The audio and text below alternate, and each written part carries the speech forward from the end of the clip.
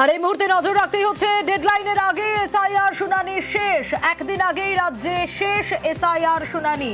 আরো ডিটেইল এই বিষয়ে জানাতে পারবে সোমরাজ রয়েছে আমার সঙ্গে। সোমরাজ, সিইও দপ্তরের রিপোর্ট, জেলা শাসকদের কি রয়েছে সেই রিপোর্টে? দেখো, সব জেলা শাসকদের থেকে জানতে চাওয়া হয়েছিল যে তাদের জেলায় শুনানি প্রক্রিয়া শেষ হলো নাকি, কারণ কয়েকটি বিধানসভায় শুনানি বাকি ছিল।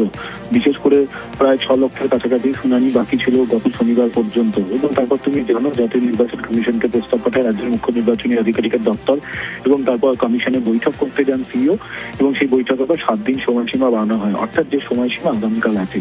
কিন্তু তার আগেই শুনানি শেষ হয়েছে নাকি সেই সম্পর্কে বিস্তারিত তথ্য চাই। ইতিমধ্যেই সব জেলা শাসকের দপ্তর থেকে জানানো হয়েছে রাজ্যের মুখ্য নির্বাচনী আধিকারিকের দপ্তরে যে ইতিমধ্যেই সব শুনানি শেষ হয়ে গেছে, অর্থাৎ ডেডলাইন ছিল কাল, তার আগেই রাজ্যে এসআইআর এর শুনানি শেষ হলো। এবং যেটা কমিশন সূত্রে জানা যাচ্ছে, এখনো পর্যন্ত 1,23,00,000 ভোটারের নথি আপলোড হয়েছে, অর্থাৎ যারা শুনানিতে এসেছিলেন, যাদের শুনানিতে নথি দিয়েছেন তাদেরকে 1,23,00,000 ভোটারের নথি আপলোড হয়েছে। এখনো পর্যন্ত শুনানির নোটিশ জেনারেট হয়েছে 1,51,92,735।